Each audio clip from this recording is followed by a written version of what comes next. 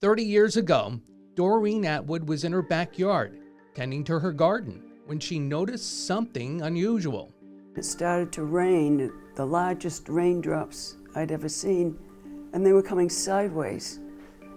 And it got dark. So she ran inside to her husband, Walter. I would say 10 minutes, it seemed like it was over. And it became very calm right after that.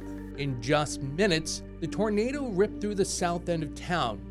Storm warnings came across the fax machine while Paul Moulthrop was at dinner. He raced home, desperate to see if his parents were okay. We have 4.5 acres there, and you couldn't see the house when you pulled into the driveway because every tree had been fallen. Thankfully, his parents were okay. Their house was not. Mom and Dad heard every window breaking because the tornado had come through the cornfield and picked up all the dirt and was throwing debris at the house. Local historian Gary Levier heard about the tornado while listening to the radio.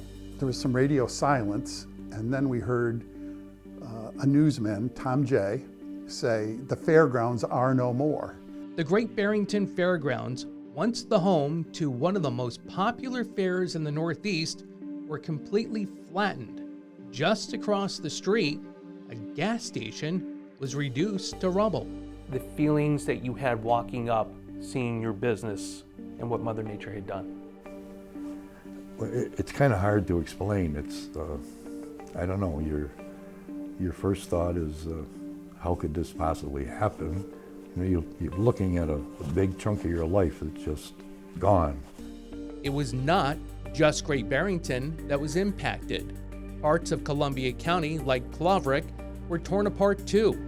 For the people we talked to in Great Barrington, they remember the days and weeks after the storm as a town united by tragedy.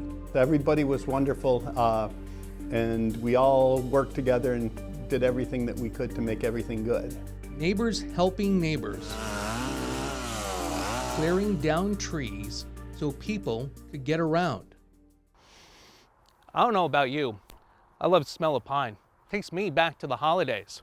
But for some in Great Barrington, the smell of pine takes them back to May 29th, 1995. When you smell pine, does the smell of pine take you back to that day? You know, I didn't think about that till you mentioned it, but yeah, even now, if I'm in a pine forest, I think about the tornado. One of the strongest things that I remember from it was the smell, the pine trees. The tornado caught residents by surprise. We were in the formative stages of the internet and the 24/7 news cycle. And as we know, modern technology has evolved way beyond fax machines and radio alerts.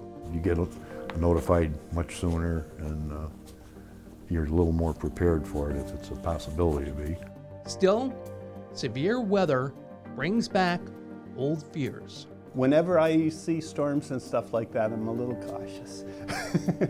Once you've gone through it, you kind of think the worst sometimes and worry about what's going to happen with a bad storm.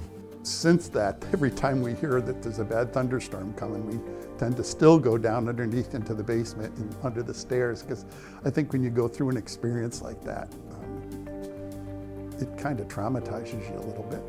Anniversaries like this one bring up painful memories, but it isn't all bad.